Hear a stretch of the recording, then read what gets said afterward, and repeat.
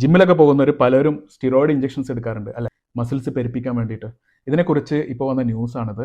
അതിനെക്കുറിച്ച് നമ്മുടെ ആരോഗ്യമന്ത്രി പറയുന്നത് ഗുരുതരമായിട്ടുള്ള പ്രശ്നങ്ങൾ ഉണ്ടാകും, ഗുരുതര രോഗങ്ങൾ ഉണ്ടാകും.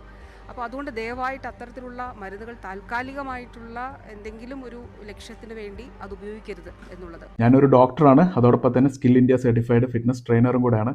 കാലിക്കറ്റ് ഫിറ്റ് ആൻഡ് മെറ്റിൽ നിന്നും diploma in personal trainer level 3 course ഞാൻ കംപ്ലീറ്റ് ചെയ്ത ആളാണ്. അനബോളിക് സ്റ്റിറോയിഡ്സ് ഇഞ്ചക്ഷൻ എടുക്കുന്നതുകൊണ്ടുള്ള 3 ഗുണങ്ങളാണ് ഈ വീഡിയോയിൽ ഞാൻ പറയാം. ഒന്ന്, മസിൽ ഹൈപ്പർട്രോഫി ഉണ്ടാവും, അതായത് നല്ല മസ്കുലർ ലുക്ക് ഡെവലപ്പ് ചെയ്യും. അതോടൊപ്പം തന്നെ നമ്മുടെ കാർഡിയാക് ഹൈപ്പർട്രോഫിയും കൂടെ നടക്കുന്നുണ്ട്. ഹാർട്ട് മസിൽസും ഹൈപ്പർട്രോഫി സംഭവിക്കും. BP കൂടും, സ്ട്രോക്ക് ഉണ്ടാകാൻ സാധ്യതയുണ്ട്, അറ്റാക്ക് ഉണ്ടാകാൻ സാധ്യതയുണ്ട്. ഈ ഇഞ്ചക്ഷൻ എടുക്കുന്നത് പലതും ഹോർമോൺസ് ആണ്, അതും പുരുഷ ഹോർമോൺസ് ആണ്. അതുകൊണ്ട് തന്നെ പലപ്പോഴും വിപരീത എഫക്റ്റ് ആണ് ശരീരത്തിൽ ഉണ്ടാകുന്നത്. സ്ത്രീ ശരീരത്തിന്റെ ലക്ഷണങ്ങൾ നമ്മുടെ ശരീരത്തിൽ വളരാൻ തുടങ്ങും. ടെസ്റ്റിക്കുലർ ശ്രിങ്കേജ്, വൃഷണത്തിന്റെ സൈസ് കുറയും, ലൈംഗിക ശക്തി കുറയും. അതുപോലെ തന്നെ ഗൈനക്കോമാസ്റ്റിയ, അതായത് ബ്രസ്റ്റ് ടിഷ്യൂസ് ഡെവലപ്പ് ചെയ്യാൻ തുടങ്ങും.